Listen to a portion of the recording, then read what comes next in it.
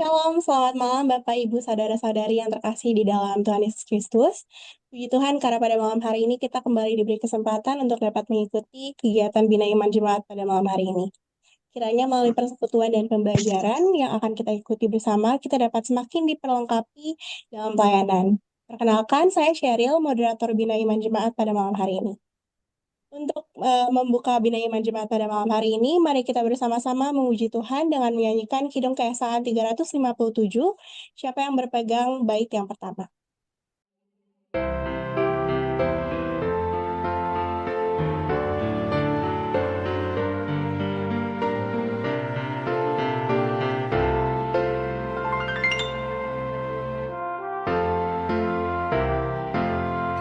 Siapa yang berpegang pada sabda Tuhan dan setia mematuhinya, hidupnya mulia dalam cahaya baka, bersekutu dengan Tuhannya.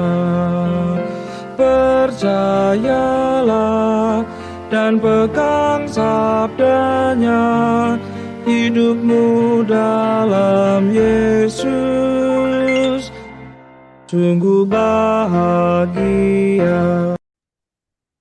Baik, sebelum kita mendengarkan pemaparan materi, mari kita berdoa terlebih dahulu.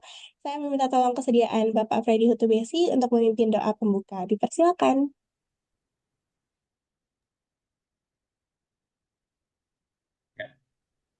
Bapak Ibu, saudara-saudara yang terkasih dalam Tuhan, sebelum kita memulai, mari kita sama-sama berdoa dan mempersiapkan diri.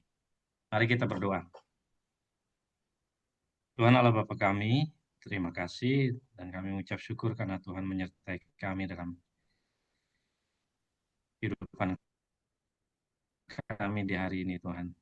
Di malam hari ini kami sudah berkumpul bersama Tuhan untuk kami mengikuti Bina Iman Jemaat. Tuhan Yesus, kiranya Tuhan memberkati, menyertai acara ini dari awal hingga akhirnya nanti, Tuhan. Berkati juga Ibu Pendeta yang akan membawakan materinya di malam hari ini. Tuhan Yesus berikan hikmat dan kekuatan buat Ibu Pendeta Cindy, Tuhan. Terima kasih Bapak, kami menyerahkan acara ini ke dalam tangan-Mu dari awal sampai akhirnya. Dalam nama Yesus kami berdoa dan mengucap syukur. Amin. Baik, terima kasih Bapak Freddy. Sama-sama. Bapak, Ibu, Saudara-saudari yang terkasih, pada malam hari ini kita akan bersama-sama belajar mengenai pemilihan ayat dan nyanyian ibadah. Kiranya melalui materi ini kita dapat semakin memahami bagaimana memilih ayat firman Tuhan yang baik dan nyanyian yang sesuai sehingga ibadah dapat berlangsung dengan baik. Untuk itu, kepada Ibu Pendeta Cindy Cecilia Tumbela Kavan Munster, saya persilakan untuk menyampaikan materi. Terima kasih, Kak Sheryl. Bapak Ibu, kita lanjut lagi dalam Bina Iman, masih seputar tata ibadah.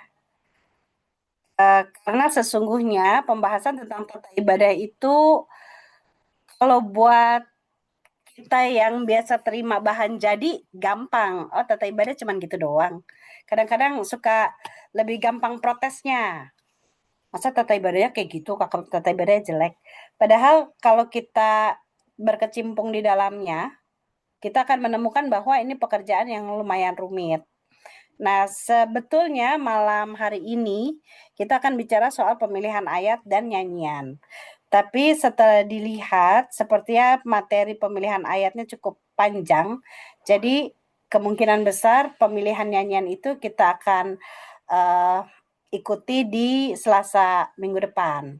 Saya sangat berharap bahwa minggu depan pemilihan nyanyian itu Bapak Ibu datang lebih awal karena itu yang paling yang paling sering dilakukan oleh baik presbiter maupun pengurus dan pelayan unit-unit misioner.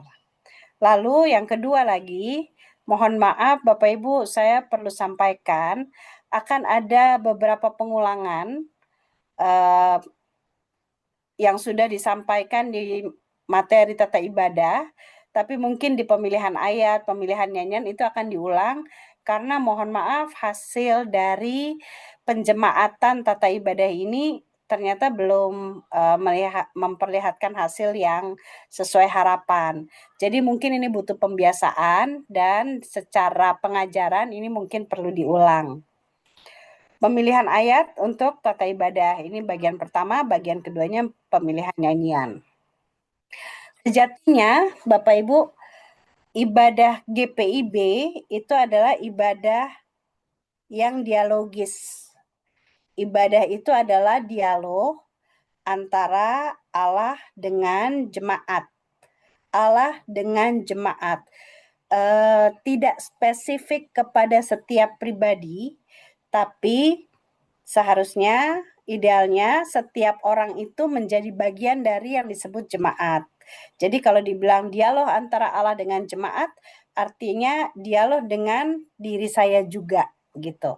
Jadi walaupun ini judulnya dialog antara Allah dengan jemaat, tapi sesungguhnya ini juga menyentuh pribadi setiap peserta ibadah. Apanya yang dialogis? Dialog dalam ibadah ini terjadinya begini. Ketika Allah menyampaikan hukum, disambut oleh umat dengan diaminkan. Kecuali tata ibadah HUT PKB kemarin dari sinode itu tidak ada aminnya, tapi bukan berarti tidak sah. Tapi yang pasti, hukum dari Allah dijawab dengan amin. Salam dibalas dengan salam. Nas pembimbing dibalas dengan nyanyian. Berita anugerah disyukuri dengan nyanyian. Petunjuk hidup baru direspon dengan gloria. Pemberitaan firman diaminkan dengan nyanyian, pengakuan iman, dan memberi persembahan. Amanat pemutusan direspon dengan nyanyian. Jadi kalau dilihat, harusnya ibadah itu memperlihatkan keseimbangan antara apa yang disampaikan Allah dengan apa yang direspon oleh jemaat. Kadang-kadang yang tidak ideal, yang sering terjadi malah ketika ibadah itu menjadi tontonan, kebanyakan penyampaiannya, kebanyakan kata-katanya, akhirnya jemaat menjadi penonton, itu bukan ibadahnya GPIB. Jadi itu apa? Ya, itu mungkin pertunjukan ibadah bisa. Jadi jemaat itu hanya menonton ibadah, bukan beribadah. Karena beribadah yang sesungguhnya, ibadah jemaat itu bersifat dialogis. Allah berfirman, umat jemaat merespon.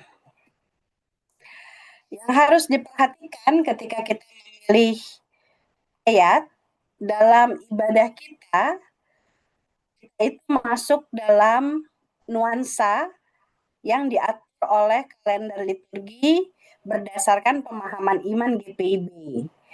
Jadi dalam memilih ayat, nuansa ini, nuansa dalam diatur yang ditata dalam kalender liturgi berdasarkan pemahaman iman GPIB ini juga harus diperhatikan. Kalender liturgi GPIB mulai dari Minggu Advent, 4 minggu, lalu Natal 2 minggu, Epifania 6 minggu, kalau nggak salah. Pasca itu ada 6, Pasca ada 7, kemudian sisanya Pentakosta. Kenapa begitu? Karena ini akan menjadi latar belakang pemilihan ayat. Advent itu dia akan bicara tentang pertobatan, Natal akan bicara tentang firman Allah, Epifania itu biasanya bicara soal penyataan Allah, spiritualitas, Prapaskah bicara soal penderitaan, Paskah bicara soal kemenangan, dan Pentakosta banyak tema di dalamnya. Nah, kalender liturgi ini juga mengandung atau di dalamnya ada pemahaman iman GPIB yang dimulai dari keselamatan, gereja, manusia, sumber daya alam, bangsa dan negara, masa depan. Pemahaman iman GPIB ini, Bapak Ibu, kalau kita sadar, dia sudah masuk dalam kalender liturgi. Keselamatan itu biasanya dibahas di Minggu Natal dan Paskah. Gereja itu dibahas biasanya di Pentakosta karena Oktober itu ada hari ulang tahun gereja, hari reformasi. Lalu bulan Mei itu ada bulan ekumene. Manusia biasanya nanti dibahas di Minggu Pentakosta. Di bulan Juli itu biasanya HUT, berbagai HUT ya. Dia, Yankes, PKB, GP, itu semua bicara soal sumber daya insani, soal manusia. Lalu sumber daya alam biasanya dibahas di Minggu Pentakosta di bulan Juni, bulan Pelkes, dan bulan Agustus. Bulan Agustus akan ada pembahasan juga tentang bangsa dan negara karena dalam rangka merayakan HUT RI. Masa depan biasanya dibahasnya di Minggu Epifania, di awal tahun. Nah, firman Allah ini biasanya dibahas di Natal ataupun di sepanjang tahun. Jadi, nuansa ini atau tema-tema ini turut melatar belakangi cara kita memilih ayat-ayat Alkitab untuk ibadah. Nah, ayat Alkitab dalam ibadah, setidaknya dalam ibadah minggu yang harus kita pilih itu biasanya 5. Karena pembacaan Alkitab yang nomor 4 ini Bapak Ibu sudah ada dari sinode, sudah tersedia secara terpadu dan terarah. Kita lihat ya sama-sama ya. Mulai dari nas pembimbing. Nas pembimbing itu semacam pendahuluan dari tema ibadah. Nah, tema ibadah itu seperti yang kita bahas di tata ibadah, dia muncul di ajakan beribadah. Di ajakan beribadah itu ada tema, ada dalam rangka apa. Nah, untuk menyatakan, memperjelas tema itu, nanti muncul di nas pembimbing. Lalu berita anugerah.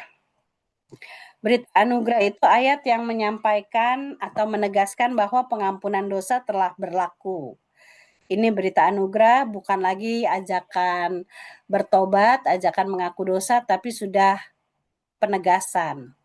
Lalu perintah hidup baru itu etika hidup Kristen. Sebagai tindak lanjut dari pengampunan yang kita terima, etika hidup. Pembacaan Alkitab ini sudah ditentukan dari sinode sebagai pusat atau tema ibadah. Ajakan memberi, dasar untuk memberi persembahan dengan penuh rasa syukur. Lalu terakhir ayat yang perlu dicari adalah amanat pengutusan, pesan untuk dilakukan. Jadi biasanya dalam ibadah kita akan mencari 5 ayat Alkitab. Karena pembacaan Alkitab sudah ada di Sabda Bina Umat atau di Sabda Guna Dharma, Sabda Guna Krida. Kita lihat lagi berikut. Sebelum kita memilih ayat, baca dan pahami dulu ayat pembacaan Alkitab dan tema ibadah. Ini kartu mati Bapak Ibu. Langkah ini tidak bisa digeser dengan apapun ya. Mungkin langkah pertamanya kita berdoa, itu udah pasti. Tapi kita tidak bisa menyusun tata ibadah tanpa tahu minimal tema ibadahnya. Baru nanti pembacaan Alkitab diambil dari mana, sisanya baru bisa disusun. Jadi kalau misalnya kadang-kadang ada permintaan gini, tolong dong bikinin ibadah syukur. Temanya ibadah syukur. Begitu ditanya, ibadah syukurnya dalam rangka apa? Ya syukur aja. Itu PR banget tuh. Kalau syukur aja tuh ayat temanya bisa bertebaran dari awal sampai akhir Alkitab. Karena itu tema syukurnya sebetulnya mesti jelas. Pertambahan usia kah? Kelahiran anak kah? Kelahiran cucu kah? Pindah rumah kah? Lulus kah? Dan seterusnya. Karena itu menentukan ayat bacaan Alkitab, dan ayat bacaan Alkitab itu yang menentukan ayat-ayat yang lain. Jadi skemanya tuh seperti ini Bapak Ibu. Dari pembacaan Alkitab, baru dapat nas pembimbing, baru dapat berita anugerah, perintah hidup baru, ajakan memberi, dan amanat pengutusan. Bahkan pengalaman kami, pendeta-pendeta, khususnya saya sama pendeta Ina, seringkali kami menyusun ayat-ayat ini selama sudah ada pembacaan Alkitab, seringkali tidak langsung dimulai dari nas pembimbing.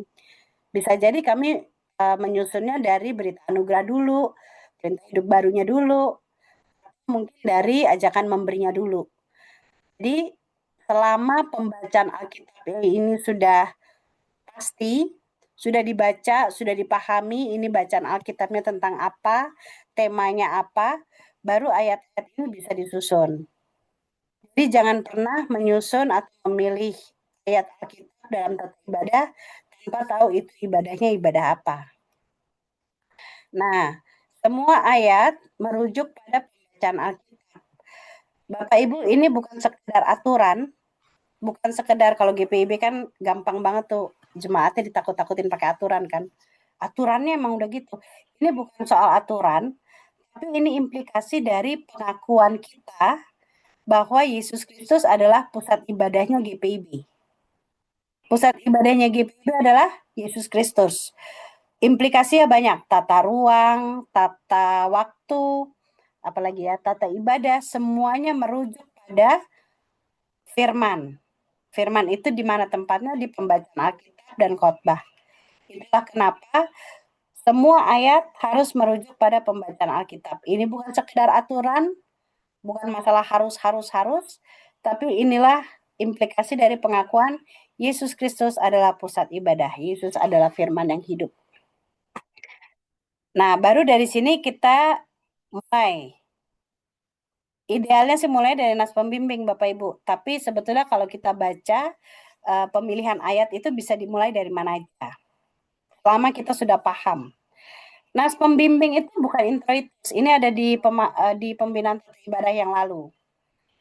Kalau introitus Mazmur 95, ini apapun temanya, apapun bacaannya, nas pembimbingnya adalah Mazmur 95. Apa Mazmur 95? Masuklah, sujudlah di hadapannya. Mana ini? Mazmur 95 ayat 6. Masuklah, marilah kita sujud menyembah, berlutut di hadapan Tuhan yang menjadikan kita, sebab dialah Allah kita dan kitalah umat gembalaannya dan kawanan domba tuntunan tangannya.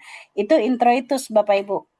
Kalau Bapak Ibu ingat, dulu GPIB punya ibadat berapa ya? 80, kayaknya 80. Nas pembimbingnya itu masih memakai model introitus.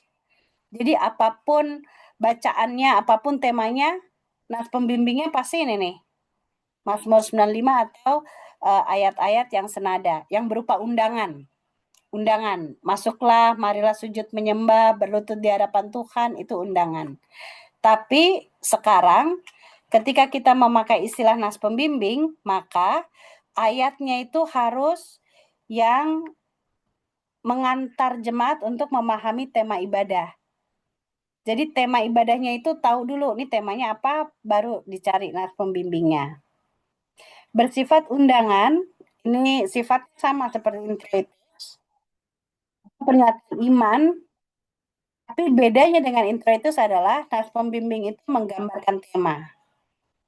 Dia bukan doa, bukan harapan. Jadi tema, undangan dari Allah berupa pernyataan iman yang disesuaikan dengan bacaan Alkitab. Kalau introitus nggak perlu disesuaikan Bapak Ibu. Tapi kalau nas pembimbing, undangan dari Allah ini harus disesuaikan dengan temanya. Jika nas pembimbing diganti dengan pembacaan Mazmur, ini dalam ibadah keluarga dan ibadah pelkat, pilihlah Mazmur yang sejiwa dengan bacaan Alkitab dan tema. Jadi Mazmurnya itu juga bukan pilih sembarang-sembarang, diurutin aja kalau ibadah PKP Mazmur 1, ibadah PKB Mazmur 2, ibadah PKLU Mazmur 3, enggak gitu juga. Jadi tetap harus dicari yang sejiwa dengan bacaan Alkitab atau temanya. Lalu berikut, berita anugerah. Berita anugerah ini adalah ketegasan bahwa kita sudah diampuni, bukan lagi ajakan untuk mengaku dosa dan bertobat. Jadi berita anugerah ini kadang-kadang kita milihnya suka nyaru apa? Suka kesaru ya? Suka kecampur dengan ajakan untuk mengaku dosa atau bertobat. Padahal berita anugerah itu tegas menyatakan bahwa kita sudah diampuni. Nah, biasanya berita anugerahnya diambil dari 1 Yohanes 1 ayat 9. Jika kita mengaku dosa, maka Ia setia dan adil, sehingga Ia mengampuni segala dosa kita dan menyucikan kita dari segala kejahatan. Ini berita anugerah yang paling sering dipakai karena ada kata-kata Ia akan mengampuni segala dosa dan menyucikan dari segala kejahatan. Padahal kalau diperhatikan, ayat ini lebih tepat ditaruh di ajakan untuk mengaku dosa daripada di berita anugerah. Kenapa begitu? Karena ia masih berbunyi, ia akan mengampuni. Jadi ini masih akan. Sementara berita anugerah yang ideal itu sudah merupakan pernyataan bahwa dosa kita diampuni. Lalu biasanya itu diambil, coba kita lihat, Bapak Ibu, di samping Bapak Ibu ada Alkitab ya. Mazmur 103 misalnya. Mazmur 103 ini berita anugerah favorit juga. Ayat 8. Tuhan adalah penyayang dan pengasih, panjang sabar dan berlimpah kasih setia. Tidak selalu ia menuntut dan tidak selama-lamanya ia menendam. Tidak dilakukannya kepada kita setimpal dengan dosa kita dan tidak dibalasnya kepada kita setimpal dengan kesalahan kita. Tetapi setinggi langit di atas bumi, demikian besarnya kasih setianya atas orang-orang yang takut akan Dia. Sampai ayat 13 atau 14. Dia ini walaupun lebih tersirat, tapi lebih menyatakan bahwa kita diampuni. Jadi berita anugerah itu bukan lagi ajakan untuk mengaku dosa, ajakan untuk bertobat, tapi ketegasan.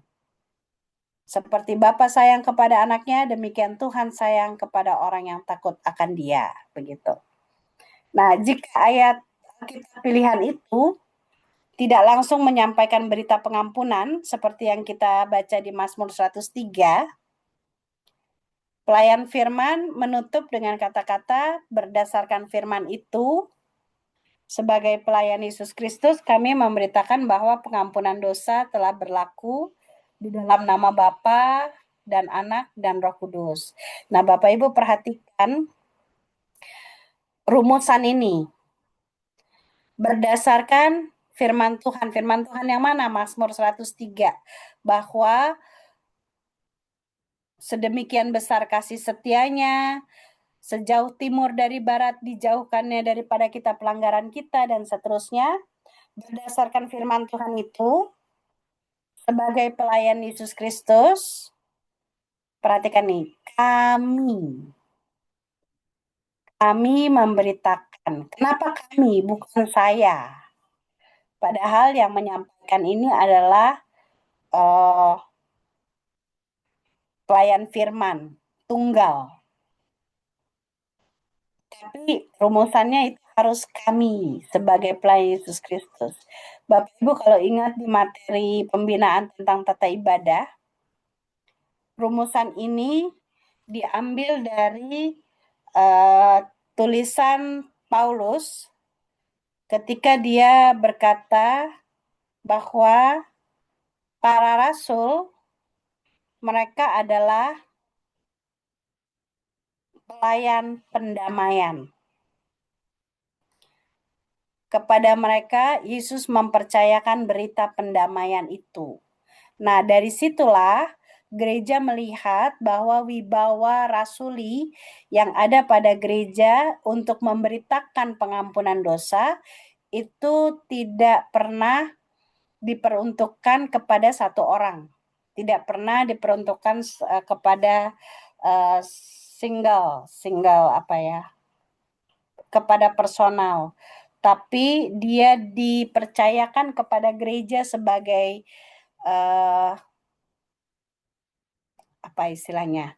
Bukan cuma institusi ya, sebagai Rasul Kristus untuk memberitakan pengampunan dosa. Jadi ini tidak dipercayakan kepada satu orang, tapi gereja sebagai pemegang mandat rasuli yang harus menyampaikan berita pengampunan dosa itu. Pengampunan dosa berlaku dalam nama Bapa Tritunggal, Allah Tritunggal, karena karya keselamatan itu seyogyanya adalah karya Allah Tritunggal. Ini jadi rumusan ini tuh makna teologisnya dalam sekali. Walaupun kita mungkin sudah hafal dan akhirnya jadi membosankan, udah tahu nih pendetanya akan ngomong gini. Tapi sesungguhnya ini rumusan yang penting.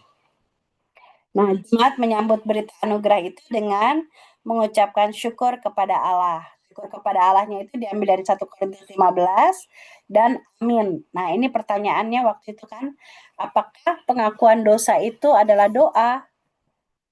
Dia sesungguhnya adalah pengakuan, sehingga yang diaminkan adalah berita anugerahnya itu. Bukan pengakuan dosanya, tapi berita anugerah itu yang diaminkan. Nah, sebetulnya ada catatan lagi Bapak Ibu, kalau berita anugerahnya itu sudah mengutip dari kata-kata Tuhan Yesus. Tuhan Yesus berkata dalam mana ya? Dalam Injil, dosamu sudah diampuni, maka rumusan ini tidak perlu lagi diucapkan. Kalau pemilihan ayatnya sudah diambil dari perkataan Yesus secara langsung, misalnya di mana ini? Di Injil. Dosamu sudah diampuni, pergilah dan jangan berbuat dosa lagi. Kalau berita anugerahnya diambil dari perkataan Yesus seperti itu, yang langsung, Yohanes 8 ayat 11, rumusan ini tidak perlu berdasarkan firman Tuhan itu, ini akan jadi pemborosan. Jadi catatannya itu, jadi kita ketika memilih ayat dalam tata ibadah, kita benar-benar harus konsentrasi terhadap konteks dari ayat itu. Perintah hidup baru ini ciri khas Calvin Bapak Ibu. Calvin itu mencantumkan bahwa setelah jemaat diampuni, mereka harus dituntun oleh hidup baru yang diambil dari Alkitab. Artinya, hidup baru ini, perintah hidup baru cuman diambil dari 2 pilihan. 10 hukum Taurat atau hukum kasih. Tapi pada kemudian hari, perintah hidup baru itu adalah nasihat praktis yang dapat segera dilakukan, bukan lagi berupa penjelasan. Jadi bukan lagi yang menjelaskan tentang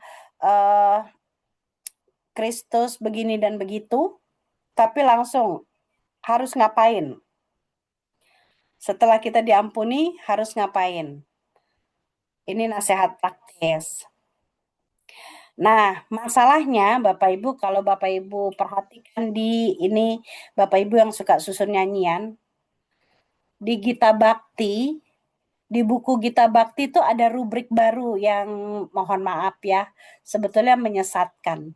Kalau Bapak Ibu perhatikan di Gita Bakti itu ada rubrik perintah hidup baru, yang isinya nyanyian, yang berisi ini nasihat praktis. Seperti apa ya contohnya, saya lupa lah. Tapi ada. Nah, masalahnya jika perintah hidup baru itu dinyanyikan, maka secara teknis akan nggak cocok dengan nyanyian kemuliaan. Bisa bayangkan nggak? Kalau kita habis nyanyi perubahan besar, perubahan ajaib terjadi padaku setelah kasih Yesus masuk di hatiku, setelah kita nyanyi itu, lalu kita tutup dengan nyanyian kemuliaan. Nah, itu nggak cocok. Kalau gitu, nyanyian kemuliaannya nggak usah ini. Oh, itu ya, Christian ya, Tuhan Yesus sungguh sayang padaku. Itu masuk perintah hidup baru. Nah, yang dalam tanda kutip menyesatkan ya, aslinya, dan itu masih dipegang sampai sekarang, perintah hidup baru itu harus ditutup dengan nyanyian kemuliaan. Ini juga ciri khas Calvin, Bapak Ibu. Kenapa begitu? Karena ketika kita mampu melakukan perintah hidup baru, maka semuanya itu adalah untuk kemuliaan Tuhan. Makanya rumusannya adalah Roh Kudus menolong kita mewujudkan kemuliaan Allah dalam hidup dan kesaksian kita di dunia. Jadi nyanyian yang di bawah rubrik perintah hidup baru itu tidak bisa menggantikan nyanyian kemuliaan ini, Bapak Ibu. Ngerti nggak ya? Semoga kalau misalnya kurang jelas nanti di diskusi bisa disampaikan ya. Jadi kalau misalnya nih Kak Christian sudah kasih contoh Yesus sayang padaku. Tuhan Yesus sayang. Bukan berarti kalau itu sudah dinyanyikan, maka nyanyian kemuliaan nggak perlu lagi dinyanyikan. Ini nggak teologis. Karena nyanyian kemuliaan berbeda dengan nyanyian perintah hidup baru. Dan nyanyian kemuliaan ini harus menjadi penutup dari perintah hidup baru. Jadi yang di mana ya? Di Gita Bakti itu judul rubriknya nggak usah dimasukin hati, Bapak Ibu. Dia hanya menginspirasi tapi sesungguhnya tidak begitu.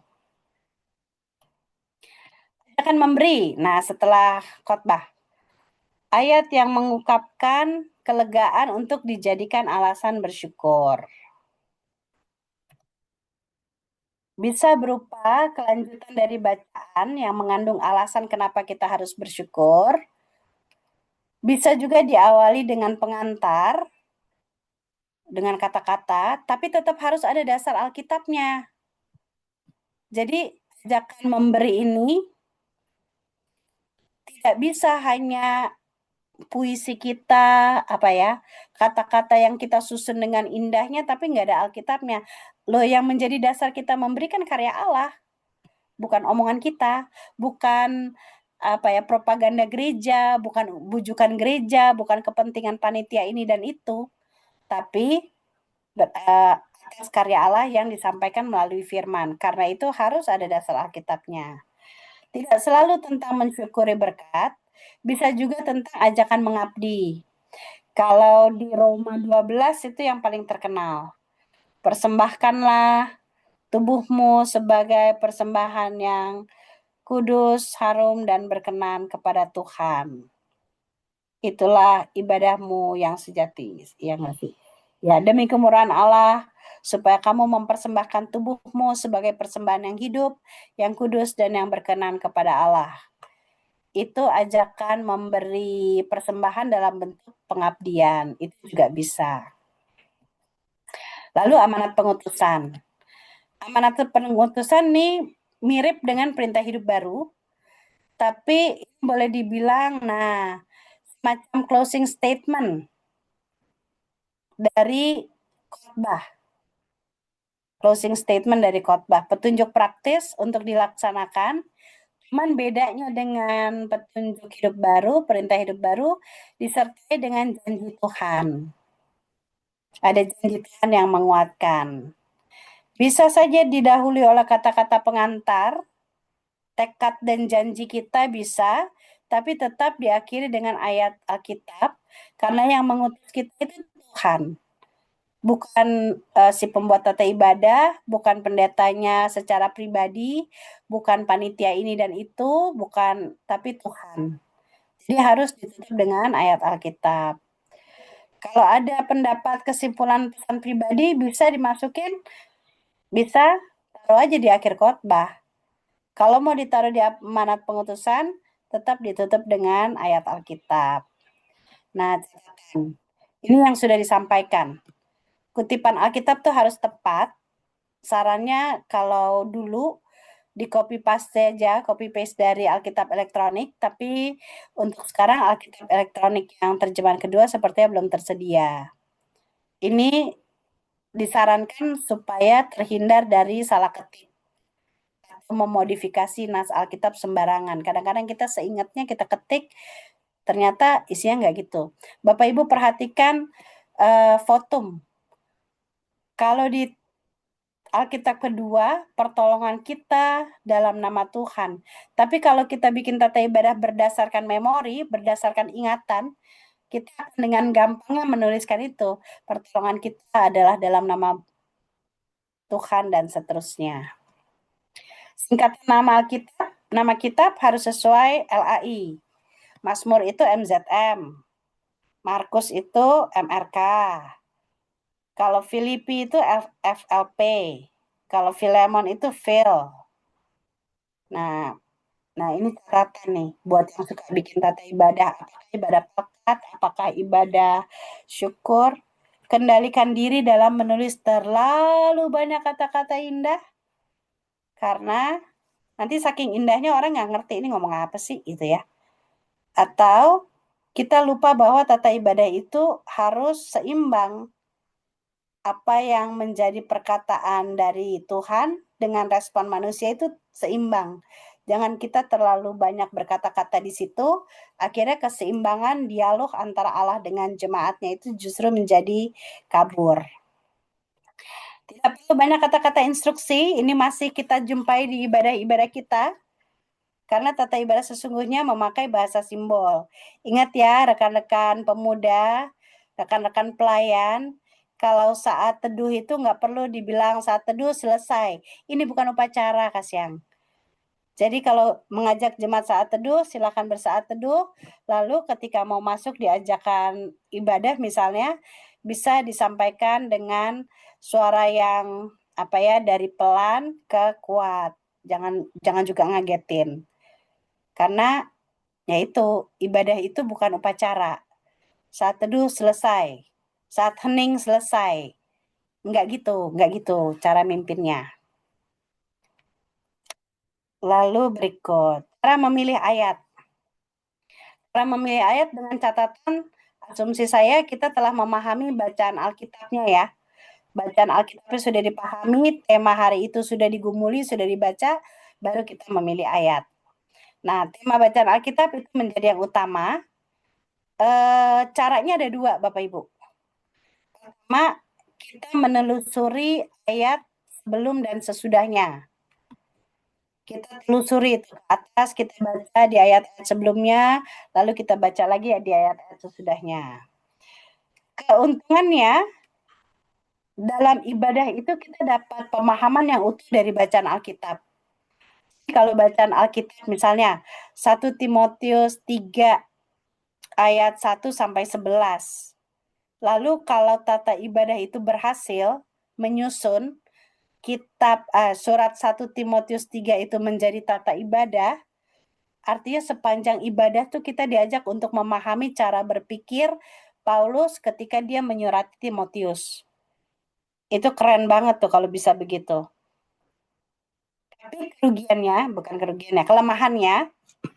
kelemahannya belum tentu tersedia cukup.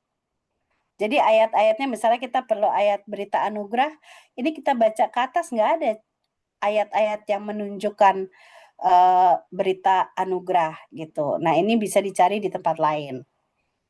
Atau cara kedua, selain membaca seluruh kitab, mencari ayat sejiwa dari belahan Alkitab yang lain. Nah ini bisa lebih random Bapak Ibu. Bisa kemana-mana berdasarkan temanya. Kelebihannya, pilihan ayat lebih banyak. Itu satu Alkitab bisa dipakai.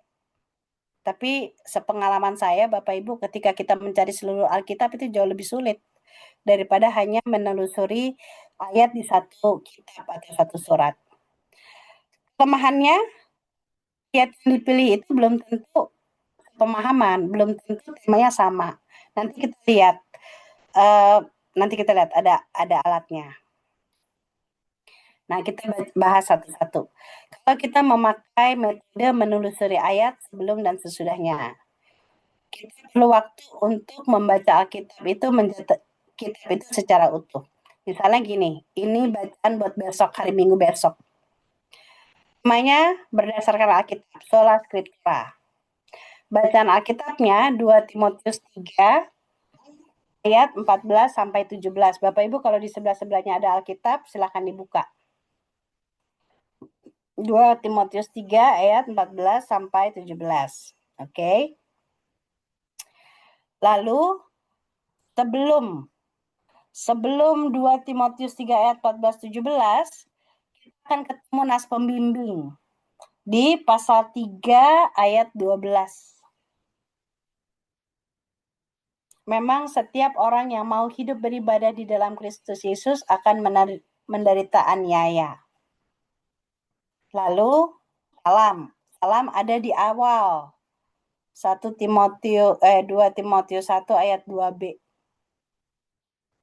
Kasih karunia, rahmat, dan damai sejahtera dari Allah Bapa dan Kristus Yesus Tuhan kita menyertai engkau. Berita anugerah ada di pasal 1 ayat 9. Dialah yang menyelamatkan kita dan memanggil kita dengan panggilan kudus, bukan berdasarkan perbuatan kita, melainkan berdasarkan maksud dan kasih karunia-Nya sendiri yang telah dikaruniakan kepada kita dalam Kristus Yesus sebelum permulaan zaman. Sesudah pasal 3 ayat 14,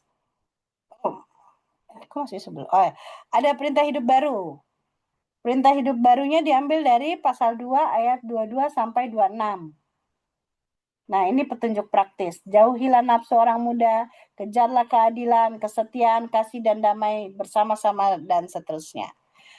Setelah pasal 3 ayat 14, kita ketemu ajakan memberi. Ajakan memberi ada di pasal 3 ayat 18. Apa dibilang? Kok ayat 18 sih? 2 Timotius 3 ayat, aku salah kayaknya.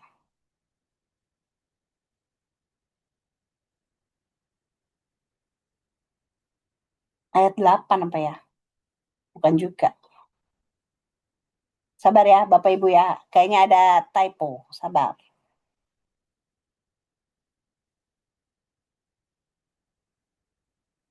Ada di ayat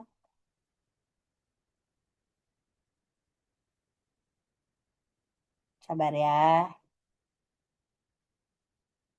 Kayaknya dia ada typo, nanti gak lama. Tapi paling nggak idenya begitu Bapak Ibu. Nanti ya saya cari di PR. Kayaknya aku salah ketik. Lalu amanat pengutusannya paling gampang. 2 Timotius 4 ayat 2. Beritakanlah firman, siap sedialah, baik atau tidak baik waktunya, nyatakanlah apa yang salah, tegurlah dan nasihatilah dengan segala kesabaran dan pengajaran. Itu sudah bisa jadi amanat pengutusan. Aku masih penasaran yang itu tuh. Tunggu ya, sabar ya.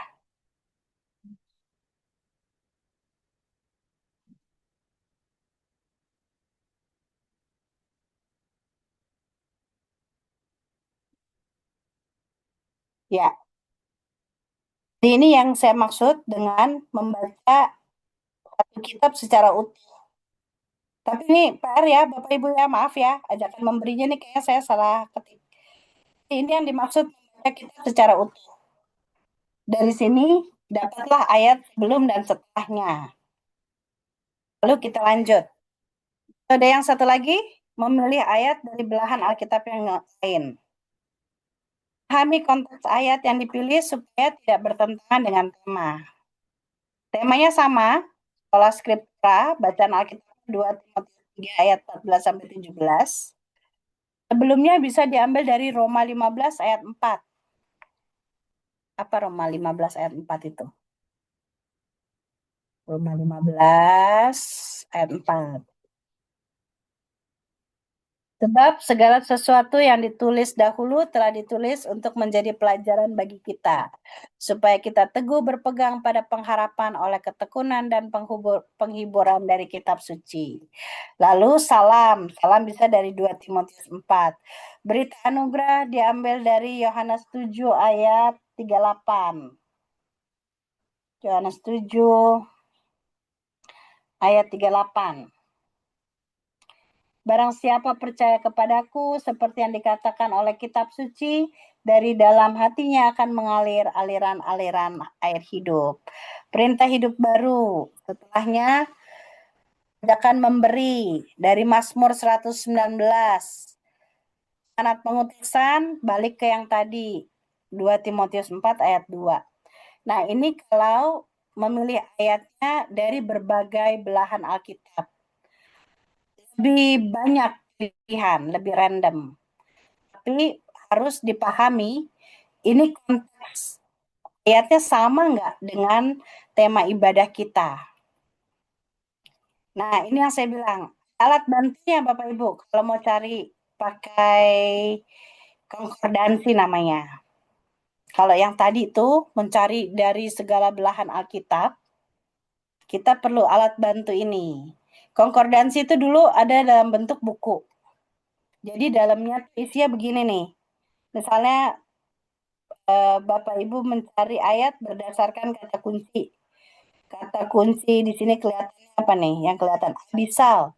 Abisal itu ada di 1 Samuel 26, ada di 2 Samuel 2, ada di 2 Samuel 16. Ini isinya konkordansi. Bentuk online juga bisa Bapak Ibu. Yang online ini yang di sebelah kanan, ini Alkitab online. Dia ada alat pencarinya. Cari teks dalam Alkitab terjemahan. Kata kuncinya kitab suci. Keluar deh tuh. Yohanes 5, Wahyu 20, Lukas 24, Yeskiel 47 dan seterusnya. Nyari di Google juga bisa. Kalau kita ingat ayatnya, lupa kita ingat kalimatnya, lupa ayatnya, tinggal ketik di Google nanti dia keluar tuh. Beritakanlah firman baik atau tidak baik waktunya, Mbah Google itu akan memperlihatkan ada di 2 Timotius 4. Nah, ini yang dibilang pakai alat bantu yang namanya konkordansi Alkitab. Tapi, ini catatannya nih. Jika memakai alat bantu mencari ayat, pakai konkordansi, apakah itu dalam bentuk buku, apakah itu dalam bentuk elektronik, tidak semua ayat yang ditampilkan sesuai dengan tema ibadah. Misalnya gini, tema ibadahnya Tuhan Gembalaku. Ketika di sini nih, kata kuncinya gembala. Tapi di Yeskiel 34, gembalanya itu adalah gembala yang jahat. Lalu di Lukas 2 misalnya, gembala yang dimaksud adalah gembala-gembala yang datang ke kandang waktu Yesus lahir. Lalu, yang mana Tuhan adalah gembalaku? Yang ada di Yohanes 10. Akulah gembala yang baik memberikan nyawanya bagi domba-dombanya. Di Efesus 4, ini tentang jabatan gereja. Jadi kalau kita mau pakai konkordasi, kita tetap harus memperhatikan ini ayat ini konteksnya apa. Supaya dia tidak mengacaukan, bukan hanya tidak cocok, supaya tidak mengacaukan tata ibadah. Nah, kenapa harus sama? Ini buat anak GP ini kayaknya mestinya lebih gampang. Ibadah itu ibarat nggak ibarat menyelenggarakan pesta Valentine. Maksudnya apa ini? Ibarat menyelenggarakan pesta Valentine, kita maunya semuanya satu tema, kan gitu. Dekorasinya, balon, ada lilin, ada lampu, terus musiknya romantis. Yang pasti kalau Valentine's itu nggak banget dangdutan lah pokoknya. Menunya biasanya coklat yang manis-manis, dress code-nya misalnya pasangan, simbol-simbolnya hati, bunga, apalagi warnanya pink, merah, biru. Kenapa kita mengupayakan semua ini supaya suasana Valentine's-nya terasa? Kalau kita tidak menentukan hal-hal ini, Valentine's-nya itu cuma di judul, tapi suasananya kayak ulang tahun. Nah, ibadah itu sebetulnya sama, Bapak Ibu.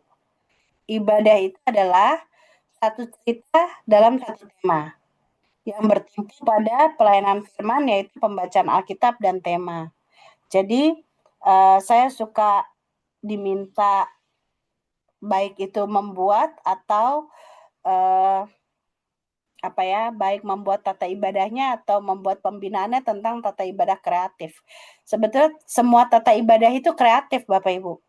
Kenapa begitu? Karena dalam proses penyusunan tata ibadah, kita itu harus kreatif dalam menyusun ayat, menyusun nyanyian, menyusun perkataan, memperhatikan teknisnya, kapan berdiri, duduk, gesturnya, itu sebetulnya sudah menggunakan daya kreativitas.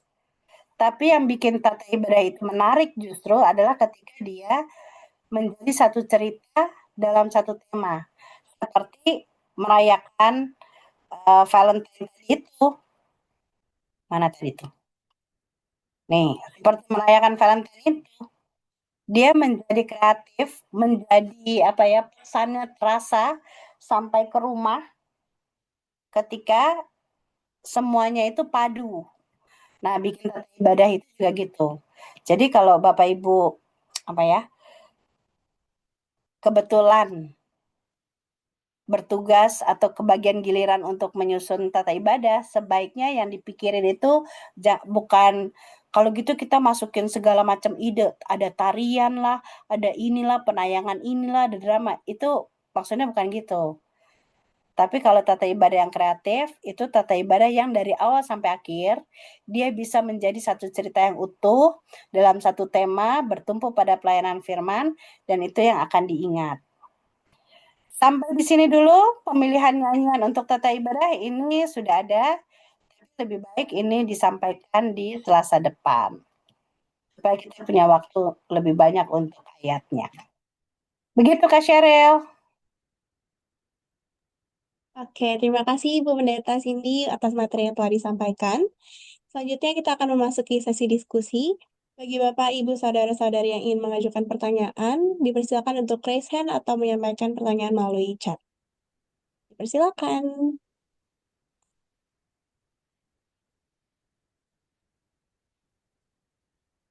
Tentang pemilihan ayat.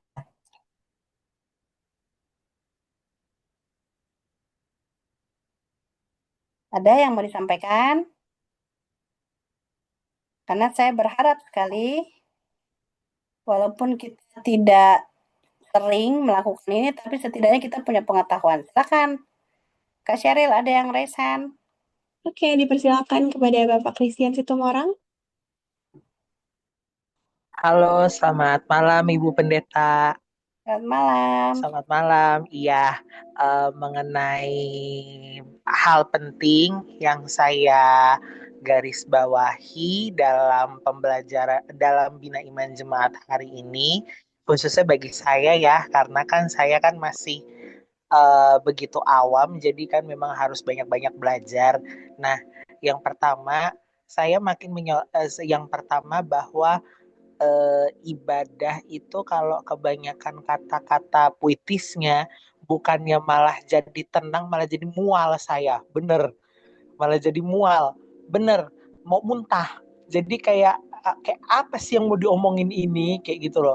Memang ada beberapa orang yang memang mengakunya dalam tanda petik itu menaruh perhatian pada liturgi, tapi kadang-kadang saya lihat jadinya kayak jadi maunya mereka untuk maunya lagu ini, lagu itu, dan yang lain sebagainya. Jadi kayak maunya apa sih orang-orang ini, gitu loh Bu. Itu yang pertama.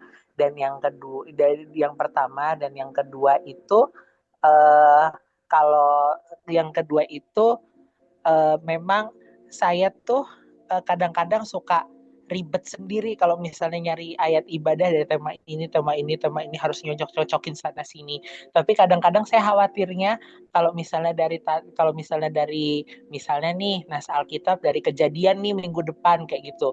Kalau kalau nasnya kalau ayat-ayatnya dari Kejadian semua, kadang-kadang ada yang ngomong kalau misalnya memang nggak bisa nggak usah dipaksa gitu. Jadi Ya.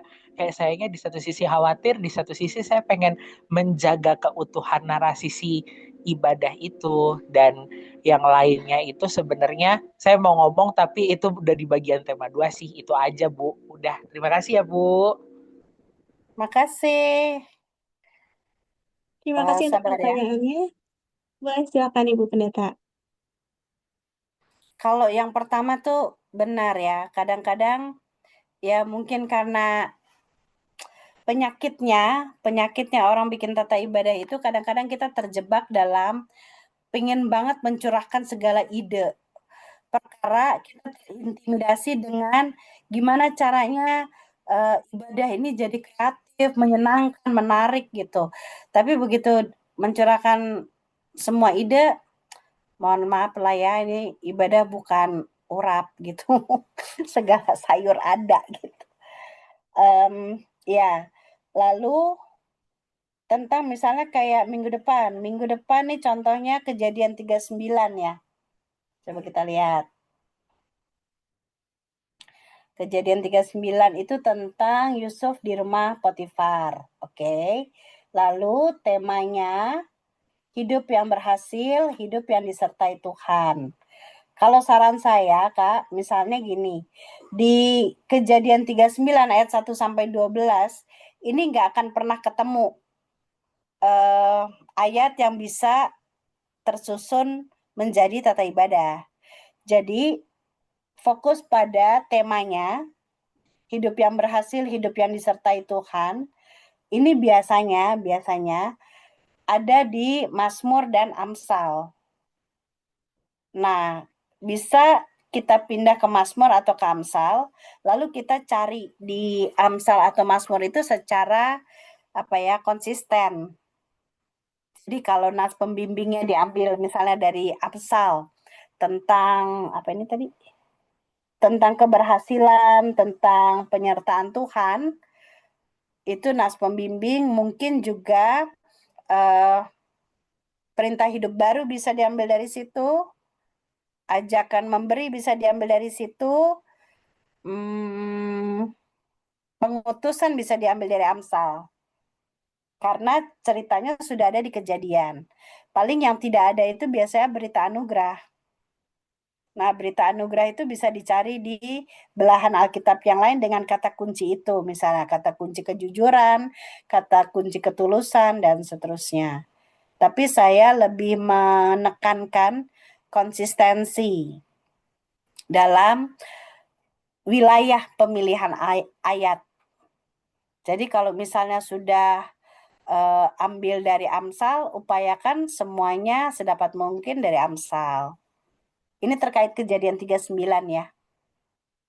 Kalau misalnya terbalik. Misalnya ayat Alkitabnya itu diambilnya dari Amsal. Coba lihat di atas dan di bawahnya, sebelum dan sesudahnya. Begitu juga saya lihat SGDK hari Rabu juga gitu ya, Kak. Kejadian 41. Bijak hari ini, sejahtera di masa depan. Saya yakin ini ada di Mazmur, ada di Amsal ada. Lalu baru minggu 26, 1 Yohanes 1. Misalnya nih, kalau Bapak Ibu di samping-samping ada Sabda Guna Dharma, tanggal 26 di Sabda Guna Dharma itu diambil dari 1 Yohanes 1 ayat 5 sampai 10, temanya hidup dalam terang. Itu bisa diambil dari 1 Yohanes 1, dan 1 Yohanes 1 itu padanannya yang sejiwa dengan dia itu adalah Injil Yohanes. Jadi bisa diambil dari situ. Bisa diambil dari Injil Yohanes tentang terang, akulah terang dunia, atau diambil dari 1 Yohanes. Kira-kira gitu, Kak. Tapi intinya coba konsisten di satu kitab. Usahakan pindah-pindahnya tuh nggak banyak. gitu. Itu saran dari saya aja sih. Begitu Kak Kris.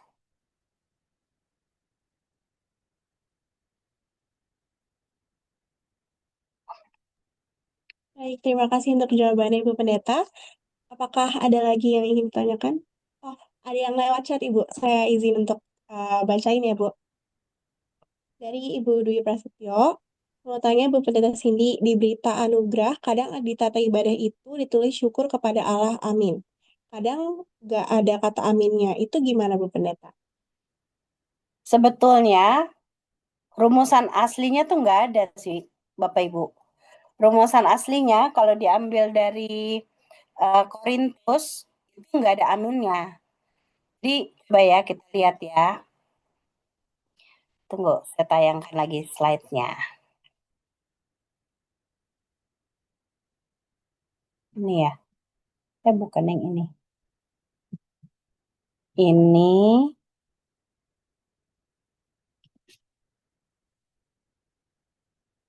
kelihatan nggak Kak? Kelihatan Bu.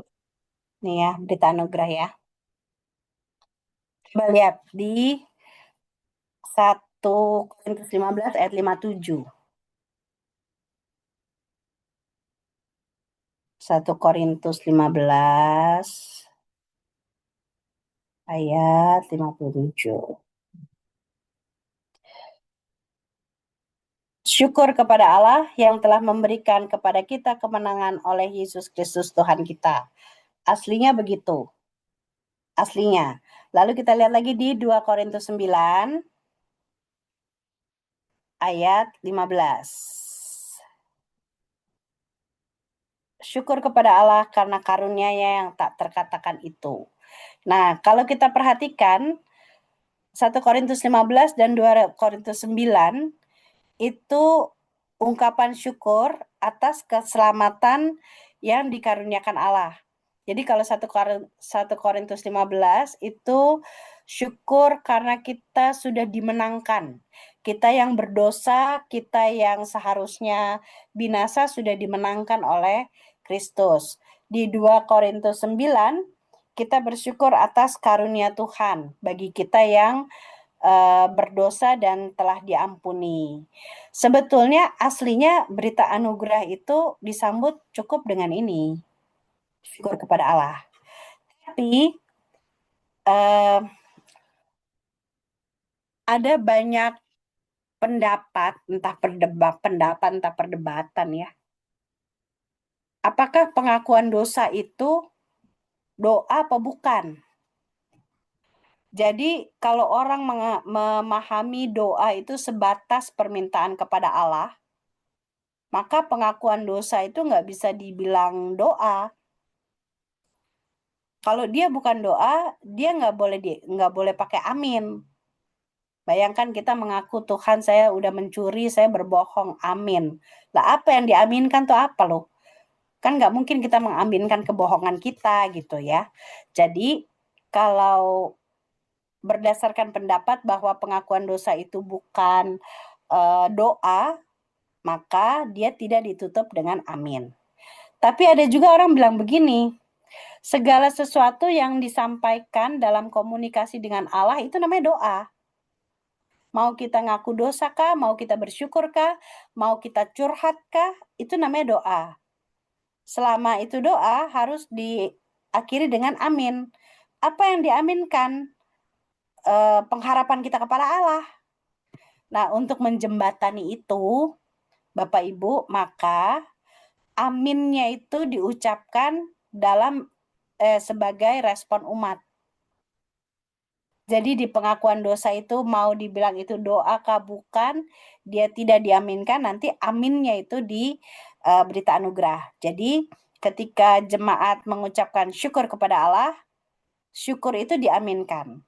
Tapi karena latar belakang itu, maka amin itu menjadi tidak wajib juga. Ada yang bilang wajib, ada yang tidak, tapi kalau lihat dari latar belakang itu, sebetulnya amin yang disertakan dalam sambutan ini, sambutan berita anugerah itu sebetulnya tidak terlalu apa ya, tidak terlalu signifikan lah. Bagi orang yang mengakui atau mengimani bahwa pengakuan dosa itu juga bagian dari percakapan kita dengan Allah, maka amin yang diberi anugerah ini menjadi tidak penting. Tapi kalau kita mengimani amin ini sebagai respon, maka amin itu ditaruh. Kira-kira gitu, Bu Dwi. Jadi nggak terlalu Ya apa udah ya, Kak. Ya nggak Bu, boleh, terima nggak kasih. ada juga nggak apa-apa gitulah kira-kira. Tapi bukan karena kita labil bagaimana ya, karena memang pemahamannya begitu. Pemahamannya selalu ada dua kemungkinan itu.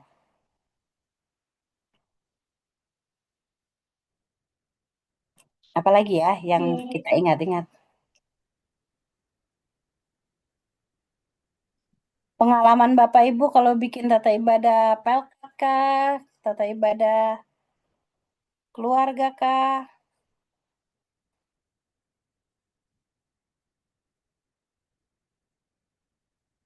Apa biasanya tantangannya dalam memilih ayat?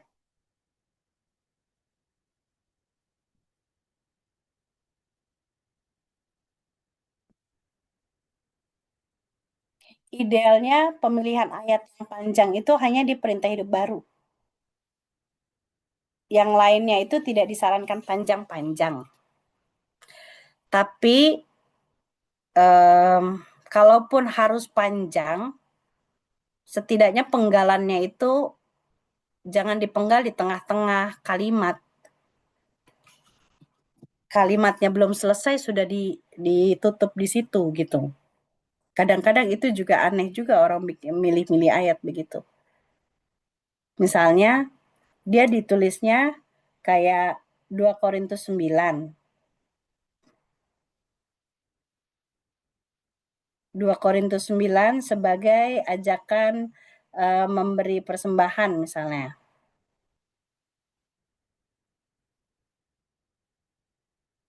Ayat 8 itu dibacakan segitu aja. Tapi kalau misalnya dia potong di ayat 9, sementara ayat 10 itu penjelasannya kadang-kadang itu yang agak sulit. Jadi kalau mau potong ayat tuh betul-betul dipotong sesuai dengan belahannya.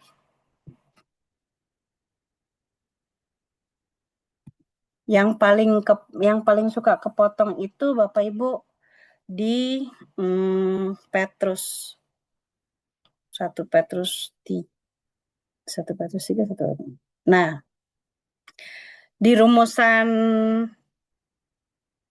orang kawin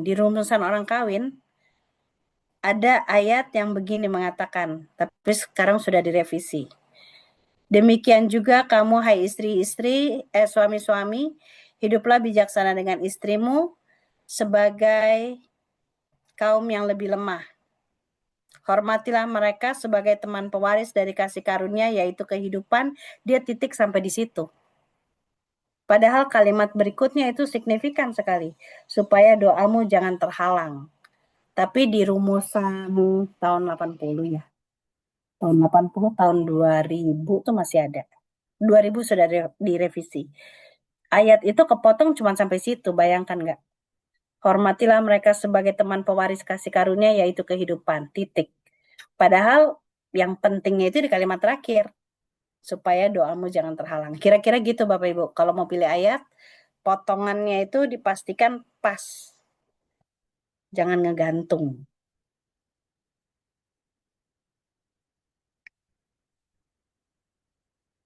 Mengenai pilih-pilih ayat, apakah ada yang punya pengalaman?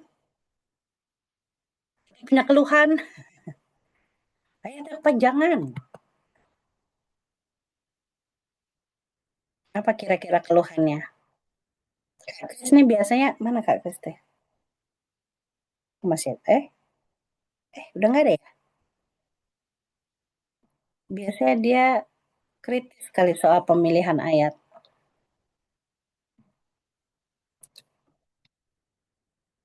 Ada lagi Bapak Ibu?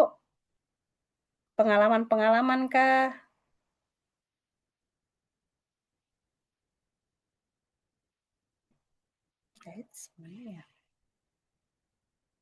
Paling nggak walaupun Bapak Ibu biasanya ya nggak mau repot ya kalau tata ibadah urusan pendeta gitu ya. Kita cuma tahu kalau kepanjangan kita protes, kalau nggak cocok kita hapusin aja lah udah, nggak usah dipakai, nggak usah dibaca. Kita kan cuma bisa gitu ya. Tapi saya maunya kita tahu apa sih sebetulnya yang terjadi ketika kita berada dalam proses membuat tata ibadah. Termasuk memilih ayat dan minggu depan memilih nyanyian. Memilih nyanyian ini yang paling umum. Tapi kalau sekarang disampaikan kepanjangan.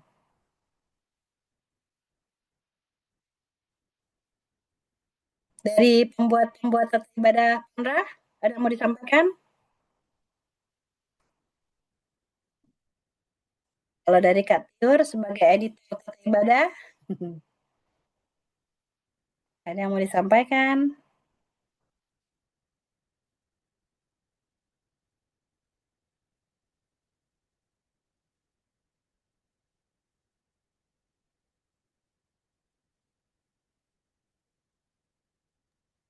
Ya Ada kan pertanyaan begitu. dari Kak Tiur, Ibu.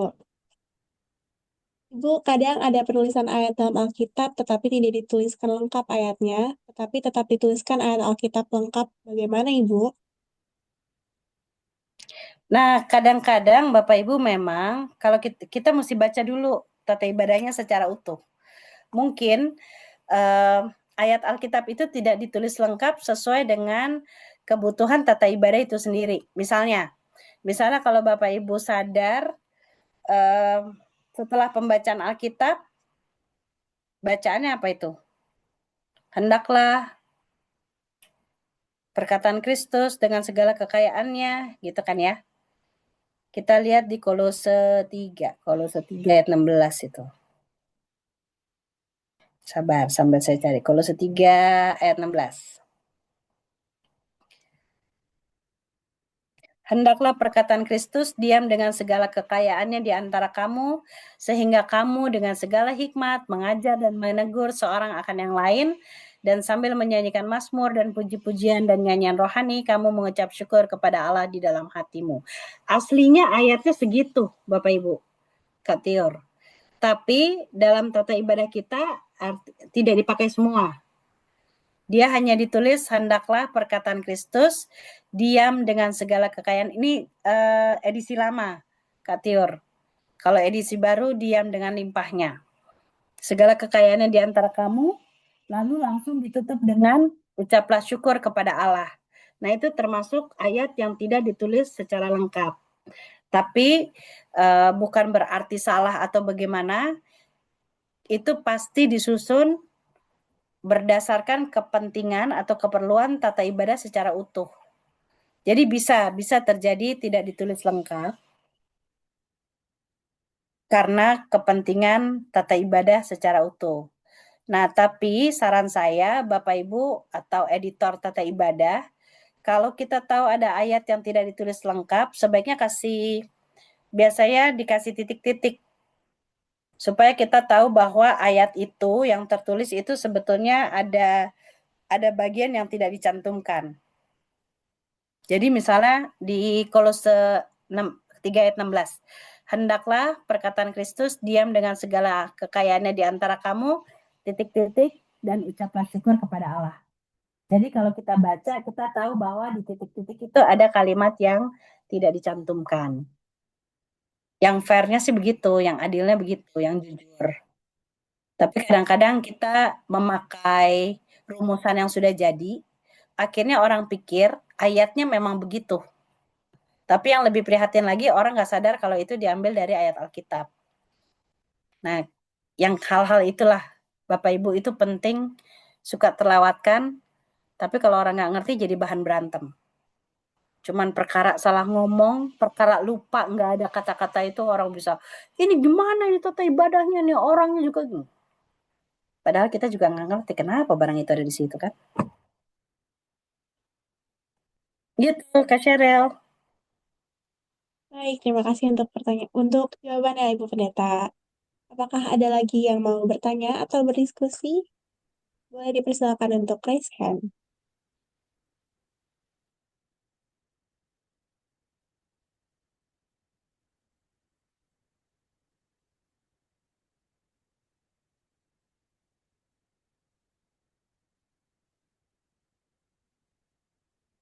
Di chat ya?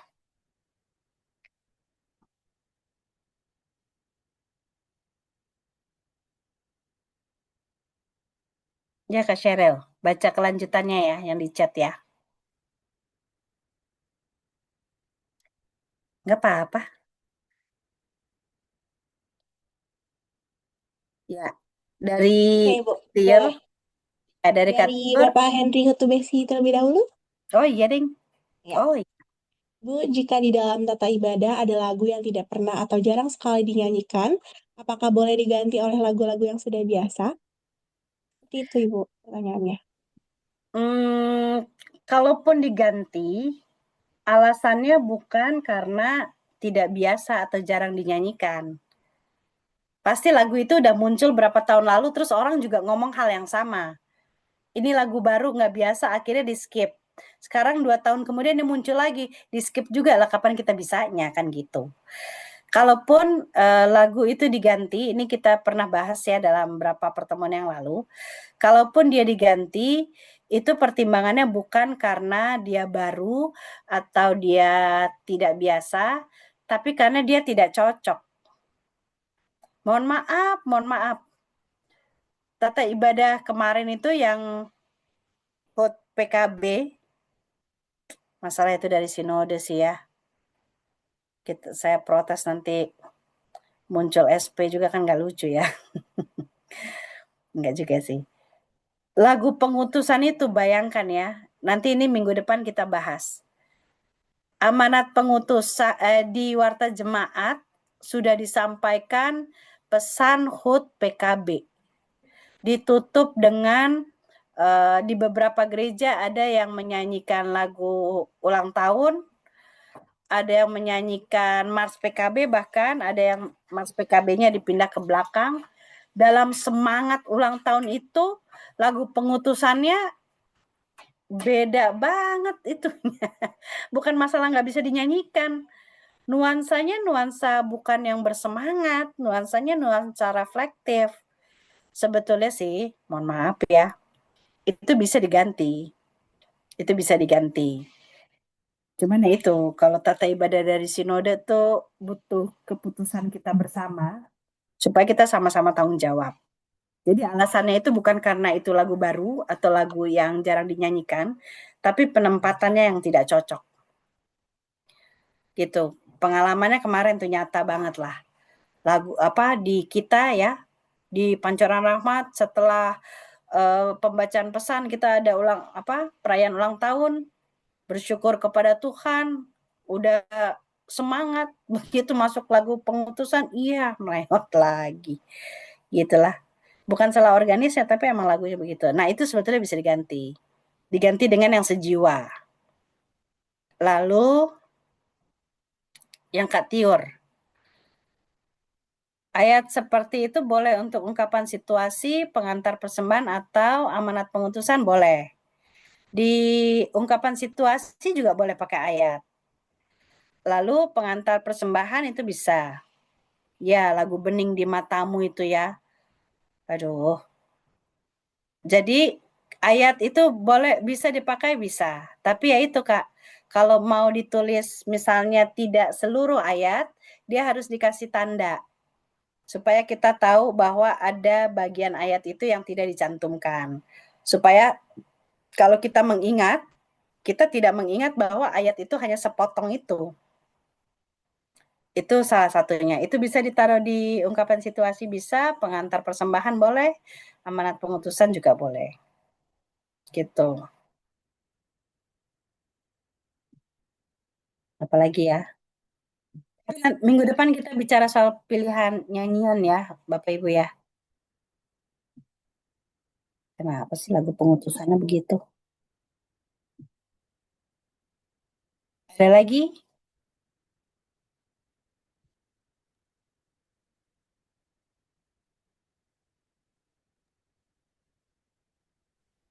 Apakah ada yang ingin didiskusikan lagi, Bapak Ibu?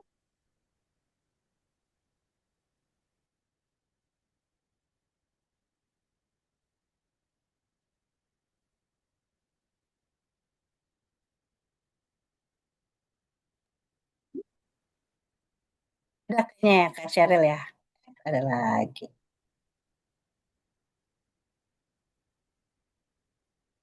Oh, yang kemarin ya.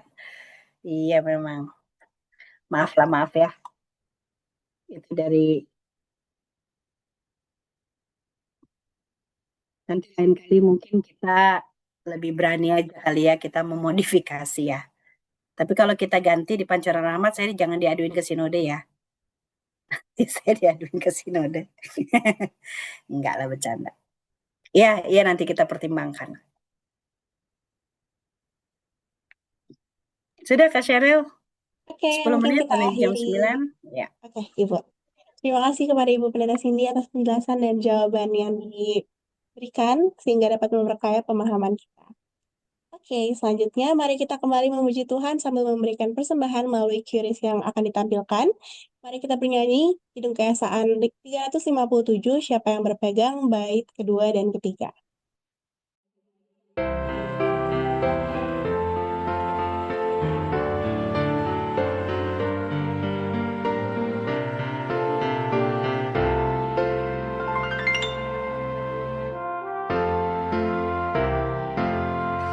Siapa yang berpegang pada sabda Tuhan dan setia mematuhinya, hidupnya mulia dalam cahaya bakar, bersekutu dengan Tuhannya. Percayalah dan pegang sabdanya, hidupmu dalam Yesus sungguh bahagia.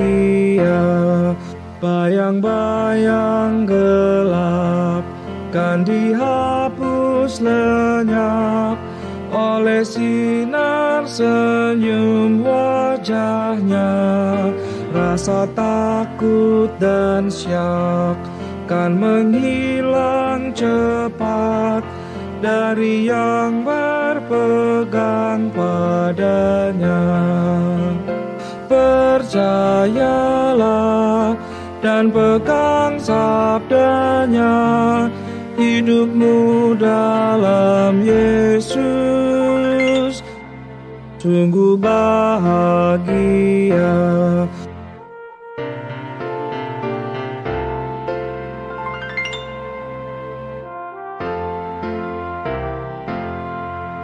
Baik, sekarang kita sudah tiba di penghujung rangkaian Bina Iman Jemaat. Untuk mengakhiri kegiatan kita pada malam hari ini, saya meminta tolong kesediaan Bapak Petra Lesilolo untuk memimpin doa penutup. Dipersilakan. Ya, mari Bapak, Ibu, rekan-rekan semua kita menutup kegiatan Bina Jemaat kita di malam hari ini dengan doa. Kita berdoa. Ungkapan syukur kami naikkan kepadamu Tuhan karena Tuhan begitu baik bagi kami. Terima kasih Tuhan di malam hari ini atas perkenan Tuhan kami boleh melakukan Bina Jemaat di malam hari ini. Terima kasih untuk Ibu Pendeta Cindy yang boleh membagi ilmunya bagi kita semua, biar kita semua dapat paham untuk dapat menempatkan ayat-ayat yang sesuai dengan porsinya masing-masing. Terima kasih Tuhan, kalau kami juga masih banyak kekurangan dan keterbatasan dalam menyusun tata ibadah. Kami yakin bahwa Tuhan tetap akan membantu dan menolong kita semua, dan kami dapat melakukan itu dengan baik. Terima kasih juga Tuhan untuk Kakak Sheryl yang boleh bersedia untuk menjadi moderator di malam hari ini, juga dengan Kak Olan. Bapak berkati Kak Sheryl dan Kak Olan dalam tugas dan tanggung jawab dimanapun mereka berada. Berikan kekuatan dan kemampuan bagi mereka juga. Bapa di sorga, terima kasih juga di malam hari ini kami boleh memberikan persembahan kepadamu Tuhan. Apapun yang kami berikan ini berasal daripadamu Tuhan, dan kami kembalikan itu hanya untuk kepujian kebesaran nama-Mu Tuhan. Terima kasih Tuhan, terima kasih Bapa. Kami akan berpisah satu dengan yang lain. Aktivitas kami selanjutnya kami serahkan ke dalam tangan-Mu Tuhan. Tuhan akan menjaga dan melindungi kami semua. Terima kasih Tuhan Yesus, inilah pergumulan doa kami.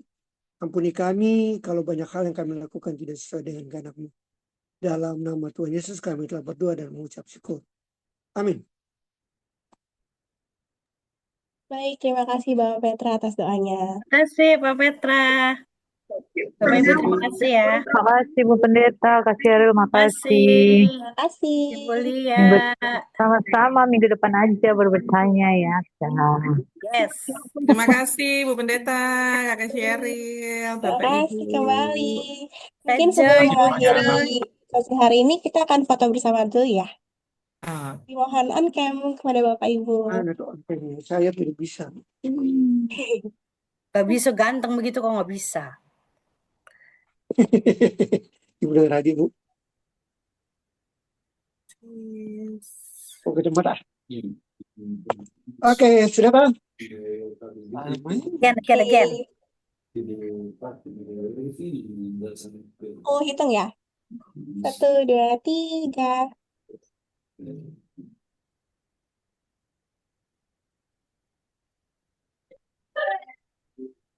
Oh iya ya. Oke. Terima Boleh sekali kasih lagi Terima kasih Pak semuanya. Manoy. Terima kasih. Sama Manoy, terima kasih. Nathan, terima kasih Kak Tiur, Terima Pak kasih Freddy, semuanya. Pak Boni, kehadirannya terima Bapak Ibu. kasih. Terima Aban, Terima kasih Bapak Ibu. Kak Joy, Bu Dwi, Ibu, Bung Bu Freddy, Joy, terima Bu. kasih. Selamat malam. Terima Selamat kasih istirahat Pak semuanya. Henry, Kakak Ina, Pak Petra, terima kasih. Malam, selamat Pendeta, istirahat. selamat malam. Selamat malam. Oke.